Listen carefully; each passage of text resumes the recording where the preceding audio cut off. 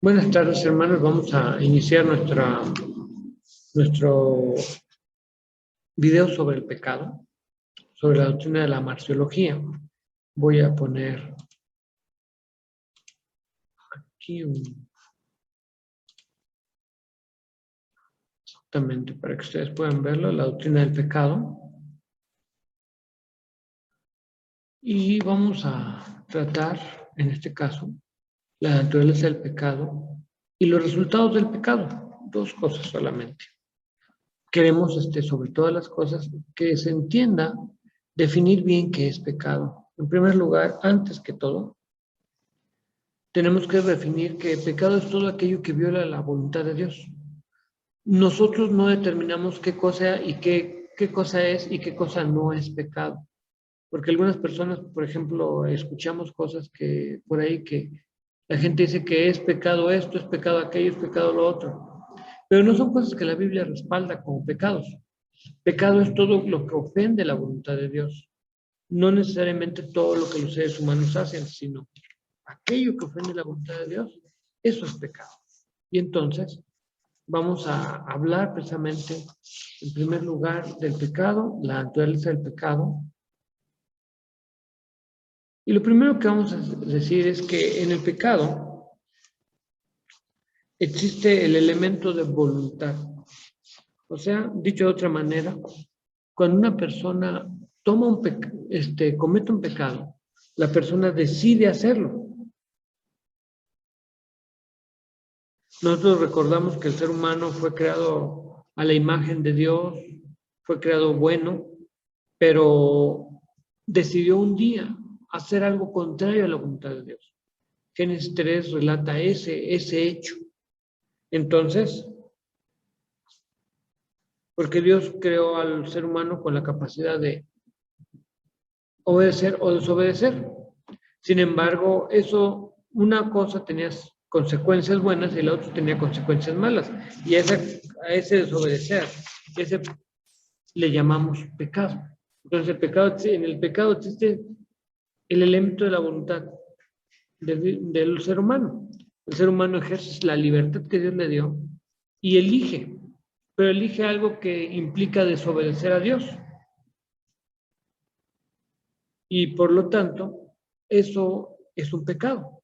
Cualquier cosa que el ser humano haga que implique la desobediencia a Dios es pecado. Incluso obviamente puede notarse que Dios creó al hombre con tal libertad que incluso Dios le ruega que haga las cosas bien. Dios no solamente le imparte sus órdenes al hombre, sino que le ruega y le persuade y le amonesta. Jesucristo hizo esto muchas veces, rogando a las personas que creyeran.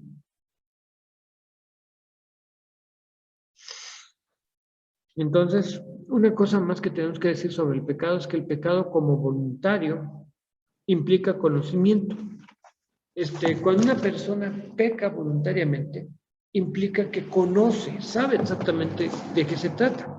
Génesis 2 y 3 nos ilustran que ellos sabían de qué se trataba, pero en muchos otros textos como Romanos 4:15 y 3:20, se implica que si el hombre peca voluntariamente, entonces su pecado es contra la luz, es contra Dios. Y también obviamente damos por hecho que el hombre conoce la diferencia entre el bien y el mal, porque el pecado es eso. El pecado es hacer lo malo a pesar de que sepas que es malo. Algunas personas cometen pecados, pero no sabían que eso era malo. Sin embargo, sigue siendo un pecado, pero no es tan grave como cuando tú o yo sabemos que es lo correcto, no lo hacemos o hacemos lo contrario. Entonces, lo primero es que tenemos que reconocer es que, bueno, Dios se ha revelado al ser humano y, y a través de la naturaleza del ser humano puede ver qué es lo correcto de Dios, que Dios ha revelado, puede deducir lo correcto. pero también la conciencia del ser humano le indica qué es lo correcto. Es la conciencia y la razón. Y una cosa importante, que lo más alto, lo máximo de la revelación de Dios es su revelación especial a través de su palabra. Sin embargo, todos los seres humanos tienen alguna luz, alguna guía. Y en función a esa guía, según Romanos capítulo 3, pues serán juzgados. Debemos reconocer que la máxima revelación de Dios es Jesucristo, y siempre que una persona rechaza a Jesucristo y prefiere vivir en sus pecados, bueno, está ejerciendo esa voluntad y ese conocimiento. Entonces, tenemos que decir también que el pecado implica incredulidad. El pecado es visto como incredulidad en muchos textos de la Biblia, y tenemos que ver eso. O sea, ¿qué es la incredulidad? El rechazar la luz moral y espiritual, rechazar la guía de Jesucristo en sus vidas. Así que la incredulidad es el rechazamiento deliberado y voluntario y malicioso de Cristo como revelación de Dios, sabiendo que Él constituye tal revelación. Entonces, cuando hablamos del pecado como incredulidad, estamos implicando eso. Algunas personas dicen, no, pues es que el pecado es que tú hagas algo, es un acto. Pero también el pecado puede ser una actitud contra Dios. Y cuando una persona tiene una actitud mala contra Dios, rechaza a Dios, rechaza su voluntad, rechaza su revelación, rechaza la obra de Dios en su vida, esa persona está cometiendo un pecado.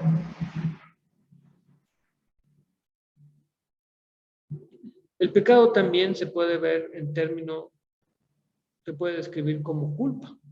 Consideramos el pecado como una rebelión obstinada. Al considerar el pecado como una rebelión obstinada, nosotros lo describimos en términos de culpa. Esto quiere decir que el hombre merece ser castigado por el pecado. El sentido de vergüenza y penoso merecimiento. La culpa del pecado se manifiesta en la conciencia. Esta conciencia de culpabilidad es el fenómeno.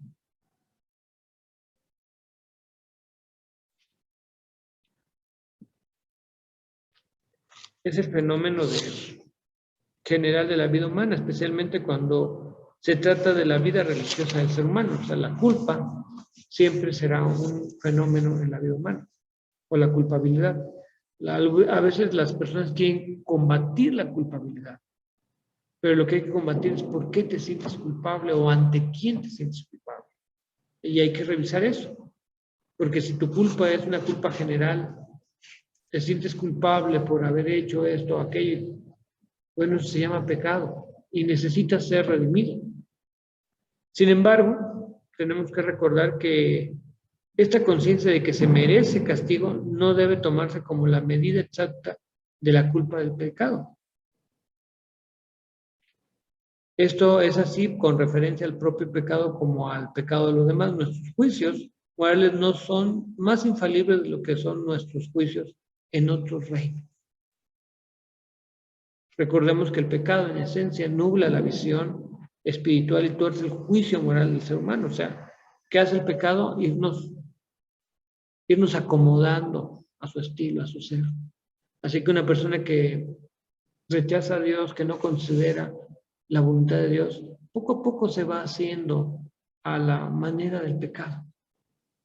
La base de la culpa está en la relación del hombre que merece castigo con un Dios que es santo. O sea, ¿por qué creemos que como pecadores somos culpables y que necesitamos y que seremos castigados? Porque reconocemos que Dios es santo. Si Dios no fuera santo, el pecado no merecería castigo. Pero como Dios es santo, entonces todo pecado, toda cosa que ofende a Dios, merece castigo. Dice Romanos 3:23, están destituidos de la gloria de Dios. Y debemos recordar que no todos los hombres tienen la misma culpa o enfrentan la misma culpa. Puede ser que hicieron lo mismo, pero si entre menos revelación tiene el ser humano, enfrenta menos culpa. Jesucristo dijo que una persona sería más castigado más si sabía hacerlo, conocía la voluntad de su amo, pero no lo hizo, que el que no sabía qué es lo que su amo quería. Y sin embargo, y por lo tanto también desobedeció.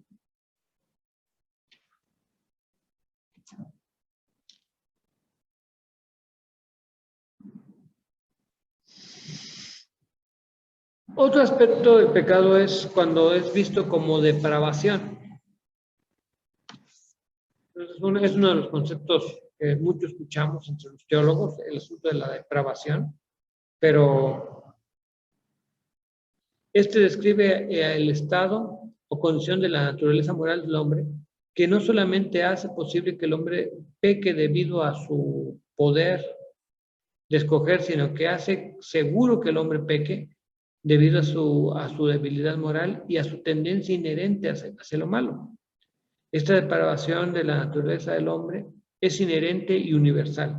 Así que esa tendencia a hacer lo malo es inherente y universal. Ustedes pueden ver un buen ejemplo en Génesis capítulo 6, como todo se había corrompido.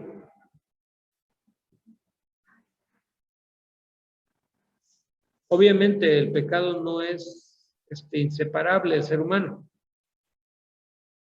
pero el pecado está presente en la vida del ser humano y lo corrompe. Tenemos que reconocer que todos los seres humanos nacen con una tendencia natural hacia el pecado. El pecado que el pecado sea parte de la vida del ser humano. Se nota en las escrituras en muchos lugares como el Salmo 51, Jeremías 17:9, Efesios 2:3, insinúan que los hijos de los hombres, de que los hombres son hijos de ira en el sentido de que sus vidas pecaminosas provocan la ira de Dios y simplemente crecen naturalmente lejos de Dios. Ahora, si nosotros preguntamos si el hombre está totalmente depravado, cuando hablamos de la depravación total, estamos hablando de que todos los seres humanos tienen esta tendencia al mal. Pero si la pregunta es que si los hombres son tan malos como pueden ser, esa respuesta tendría un no, porque los seres humanos pueden, bueno, nosotros lo vemos en las noticias, nos enteramos de que hay personas que hacen cosas tan terribles que necesitaríamos que de alguna manera nos sorprende su maldad. Simplemente ayer en la mañana, estaba escuchando yo de una noticia terrible de una persona que en algún lugar, no sé dónde, vivía él y su familia con sus suegros. Y sus suegros dijeron, ¿sabes qué? Es que ya no podemos vivir todos juntos aquí. Y los expulsaron, les dijeron, bueno, pues desocupen la casa. Y se fueron, o sea, él, sus hijos, su esposa, salieron de la casa de sus suegros. Y esta persona volvió para matar a los suegros. Y lo descubrieron porque fue a algún lugar a tirar las cabezas de los suegros. Y ya lo atraparon y entonces encontraron los cuerpos de los suegros. Ahí los tenían en esa casa donde ellos vivían. Le dijeron, bueno, ¿y qué planeabas hacer? Dice, irme deshaciendo poco a poquito de los cuerpos. Entonces, no, qué interesantes personas. Pero toda esa maldad, vemos que las personas pueden ser malas, pueden ser muy malas, pero no necesariamente que puedan ser todo lo malo que podrían ser. Lo que sabemos que el hombre en general, el ser humano en general, se encuentra sumido en el pecado. Otra cosa que Pablo aclara muy bien en Romanos 6 es que el pecado no es el único lugar, también Jesús en Juan 8, el pecado genera esclavitud, o sea que una persona que comete un pecado se esclaviza a cometer otros y otros y otros.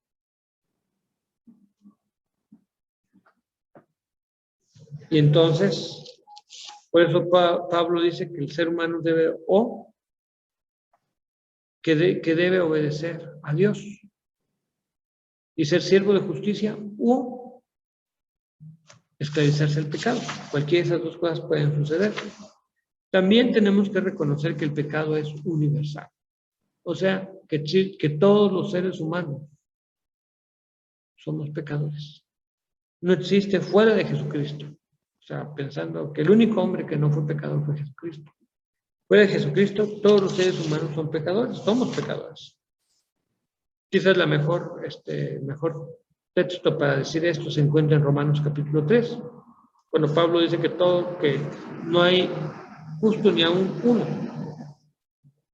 También hablamos de que el pecado es hereditario. Porque la Biblia nos da a entender que el primer hombre violó la voluntad expresa de Dios y que por haber actuado así, la corriente de la historia humana se corrompió en su misma fuente.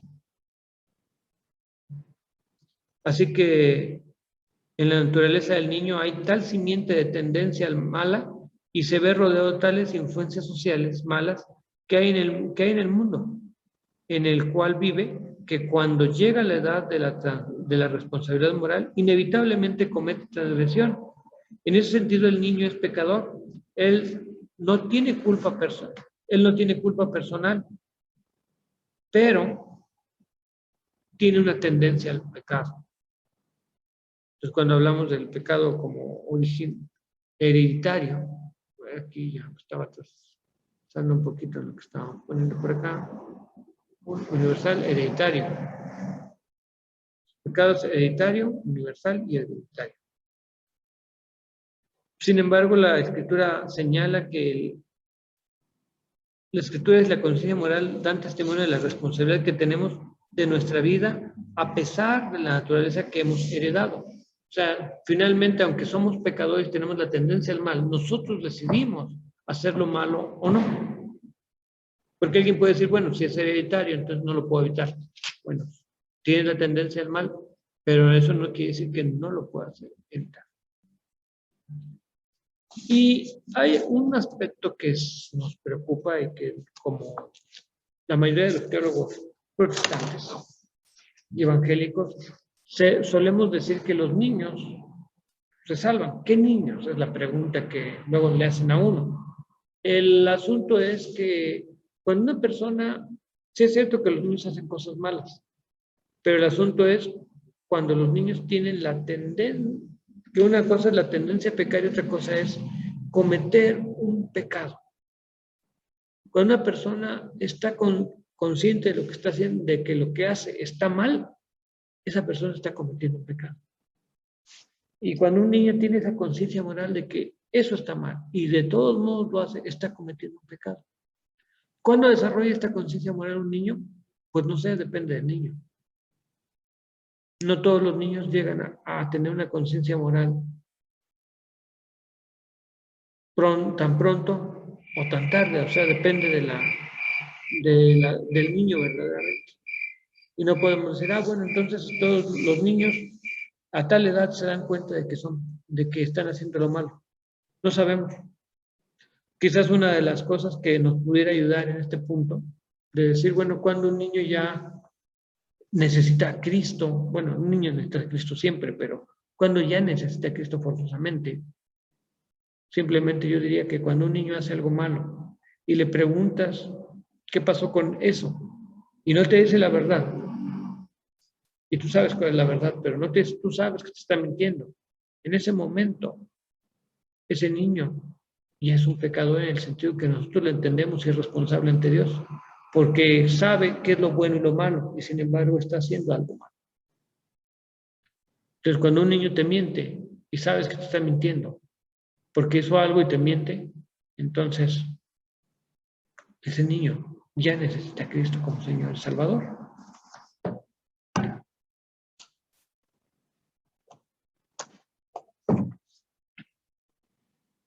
El otro aspecto de nuestra marciología son los resultados del pecado y vamos a enumerarlos, porque si ustedes pueden ver los resultados del pecado, en primer lugar el pecado, lo primero que hace el pecado es separarnos de Dios. Y esa realidad la notamos en Génesis capítulo 3, mientras ellos vivían en relación con Dios, y en Génesis capítulo 3 el pecado, ellos cometen un pecado y están separados de Dios, es más, se ocultan de Dios. Tal es la separación que el pecado contra Dios acarrea también ceguera moral y espiritual. Bueno, en primer lugar, separa de Dios. Y entonces, cuando entre más la persona está separada de Dios, pierde más y más la conciencia moral. Y obviamente se vuelve contrario a Dios, enemigo de Dios. También el pecado acarrea degradación moral y espiritual. O sea, no es cierto, según Romanos 8, 1 del 18 al 22, no es cierto que una persona simplemente, bueno, se separó de Dios y permanezca de alguna manera bien, no, sino que entre más separado está de Dios, entre menos presente está Dios en su vida, más se corrompe y más malo se vuelve. O sea, se convierte, se va degradando y degradando y degradando. Tanto así que en Romanos 1, 18, 32, Pablo habla de esa degradación moral.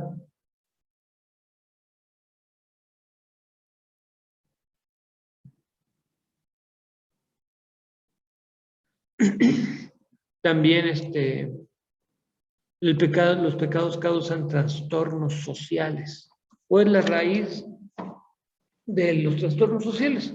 Yo comentaba en algún momento con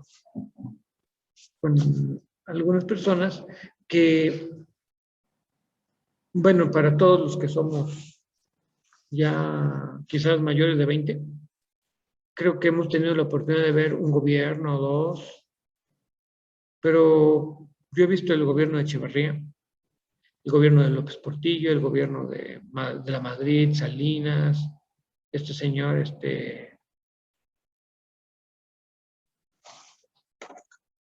después de Salinas, ay, se me olvidó ahorita el nombre de este señor, Cedillo, y luego Fox, Calderón y la actual.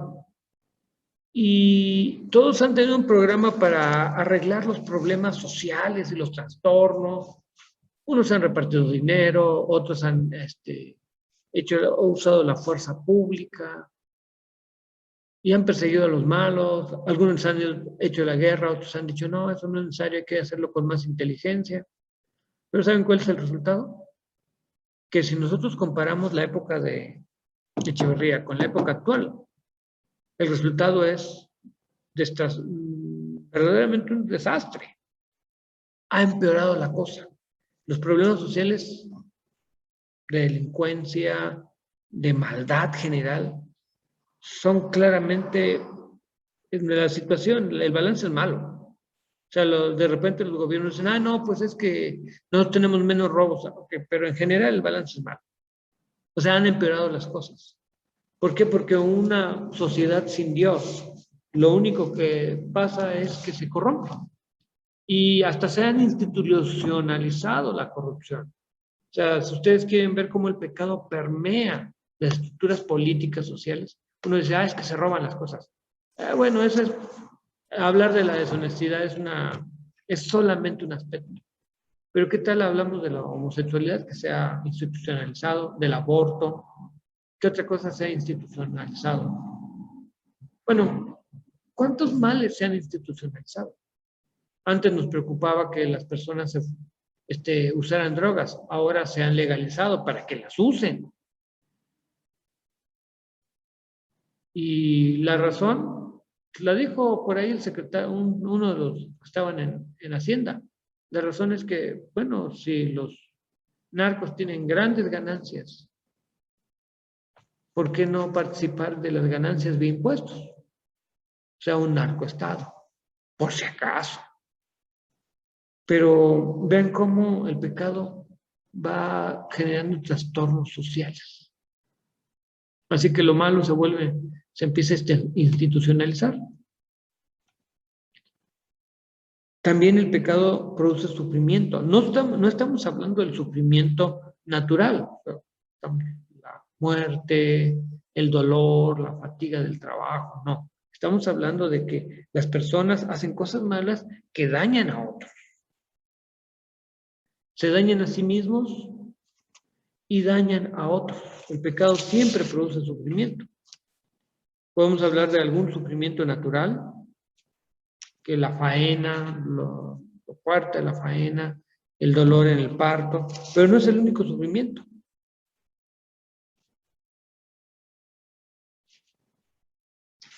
Sino que el sufrimiento en las relaciones sociales, el sufrimiento en la vida familiar, la violencia, el maltrato de los seres a los seres que supuestamente se quiere.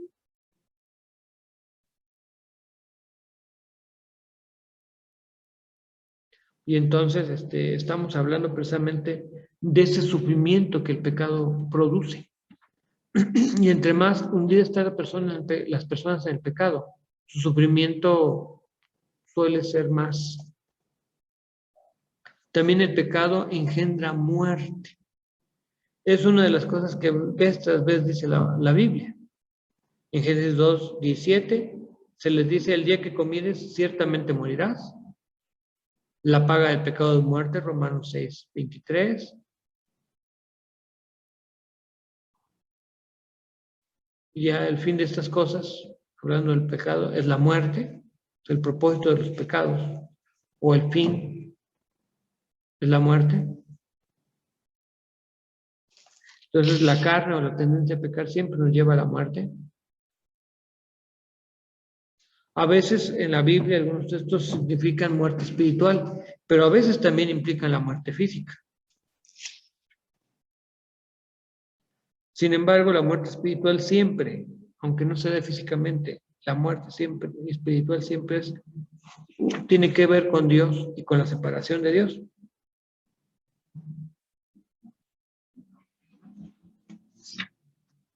Entonces, cuando hablamos del pecado, que el pecado engendra muerte, estamos diciendo que también es una situación que nos recuerda que el ser humano no puede por sí solo resolver el problema.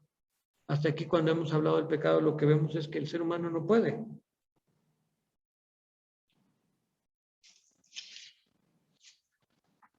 Y cuando pensamos en la muerte, nosotros decimos, bueno, para el cristiano la muerte es primordialmente redentora y disciplinaria.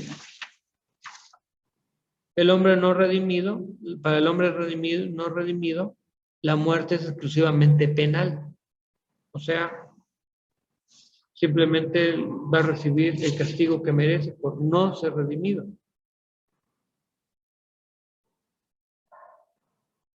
Y cuando pensamos, por ejemplo, en la salvación, somos en primer lugar salvos de la muerte espiritual por medio de la regeneración y la santificación. Pero esta salvación en esta salvación se incluye la resurrección del cuerpo como la consumación y la perfección de la salvación. O sea, cuando la salvación concluye o culmina con la resurrección del cuerpo, que la muerte física es acabada. También implica, y bueno, pues la salvación implica la restauración de la comunión con Dios, y esa restauración incluye el cuerpo como resultado final. Y así que cuando hemos visto algunos aspectos sobre el pecado, la naturaleza del pecado, cómo es el pecado y los resultados, ahora estamos listos para hablar de la salvación, y es lo que vamos a proceder más adelante en los siguientes videos. Pues les agradezco mucho. Pues vamos